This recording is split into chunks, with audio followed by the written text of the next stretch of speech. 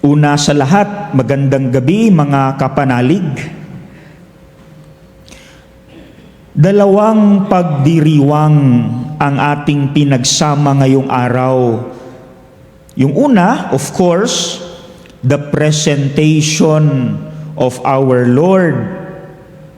At yung pangalawa, Our Lady of Candles, ang mahal na birhen ng Candelaria. Kaya tayo may mga kandilang dala. Una sa lahat,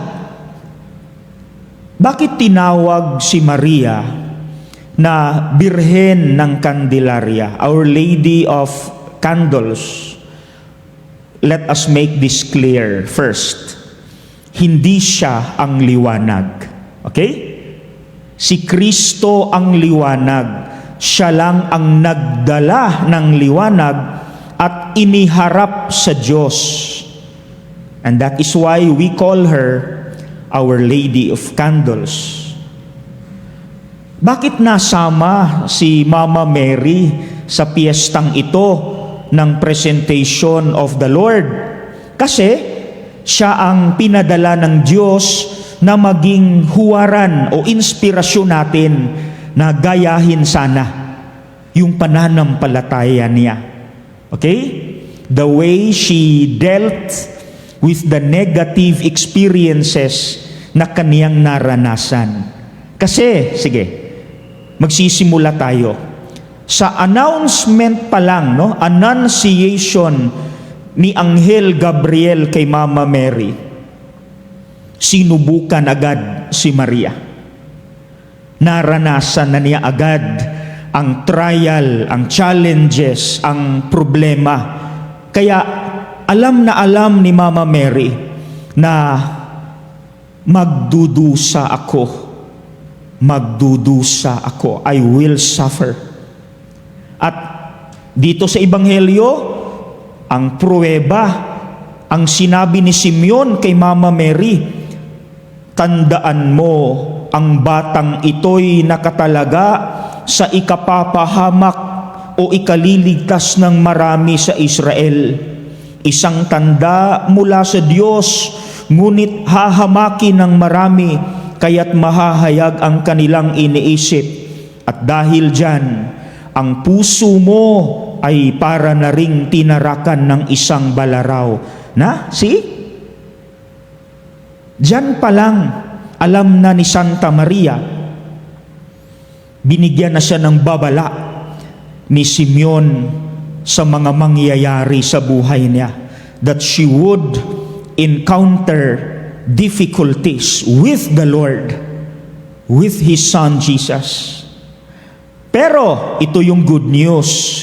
Kaya nga, the purpose of the candles na dala natin ay ito, piyestang ito, na kahit alam ni Santa Maria ang pagdurusa, ang paghihirap sa kabilang banda, kampante rin si Mama Mary na hindi siya iiwanan ng Diyos. Hindi siya mag-iisa. Hindi siya pababayaan. Ano ang ebidensya natin? Wala tayong mababasa sa 4 na aklat ng Ebanghelyo sa ating Biblia na si Maria ay nagreklamo. She never complained.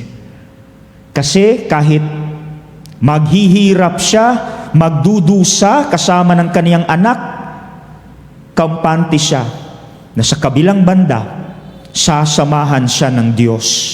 Kasi galing itong lahat sa Diyos. And that is the point ng ating pagninilay ngayong piyesta, mga kapanalig. Yan ang layunin ng kandila.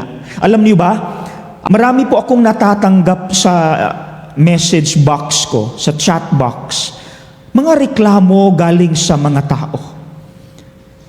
Yung reklamo na, Padre, bakit ganito yung buhay ko, mapait, negatibo, daming problema, may sakit ako. Yung mga kabataan naman, ito naman yung chat sa akin, Padre, bakit ganito yung tatay ko, irresponsable, bakit ganito yung nanay ko, hindi perpekto, pamilya, father. Parang na-stress tayo sa mga negative na karanasan natin sa buhay. Kaya po, merong 3 tips para sa ating lahat. Sana'y huwag nating kalimutan. Okay? Number 1, imbis na magreklamo, kapanalig, ipagdasal. Gayahin natin si Maria. Ialay, let us present to God our negative experiences. Ialay natin sa Diyos ang ating mga sakit, mga problema, at dapat nasa isip natin habang nagdarasal tayo, sasabihin natin, Lord, totoo, masakit po yung nararanasan ko ngayon, pero kagaya ni Maria, ako ay kampante na hindi mo ako pababayaan, na sa unahan may naghihintay na liwanag na iyong inihanda para sa akin. Kagaya ni Jesus na namatay, pero pagkatapos ng 3 araw, siya'y nabuhay na muli. Ihintayin ko yan, Panginoon. Kaya kampante ako, hindi mo ako pababayaan. That's number 1. Pray for your problems. Number 2, susundin natin yung sinabi ni Saint Francis of Assisi, it is better to understand than to be understood. Huwag kang magpa-under sa demonyo. Be on top. Tayo dapat nagko-control sa sitwasyon sa buhay natin. Tayo dapat nasa itaas. We must be on top. Tayo yung umiintindi. Hindi yung palagi tayong nasa ibaba, reklamo ng reklamo. It is better to understand. Especially kung ang problema natin ay tao, mga mahal sa buhay, we better understand. Kasi tayo yung sumusunod kay Kristo. Tayo yung nananampalataya. Mawawala po ang stress natin if we understand kaysa magreklamo ng reklamo. That's number 2. And number 3, sana po'y ma-memorize natin to. Magandang quotation to. Imbis na magreklamo, ito. Instead of cursing the darkness, better light a candle. Instead of cursing the darkness, better light a candle. Imbis na magreklamo na madilim ang buhay, magsindi ka ng kandila. Ang anong ibig sabihin? Maghanap ka ng pwedeng gawing positibo sa negatibo na sitwasyon na dinaranas mo ngayon. Look for a positive solution, something positive na pwede mong gawin while you are in a negative situation. Imbis na magreklamo at ma-stress, light a candle. Look for a positive solution, whatever, in the midst of darkness. Sana po, huwag nating kalimutan yung 3 tips para hindi po tayo ma-stress. Okay?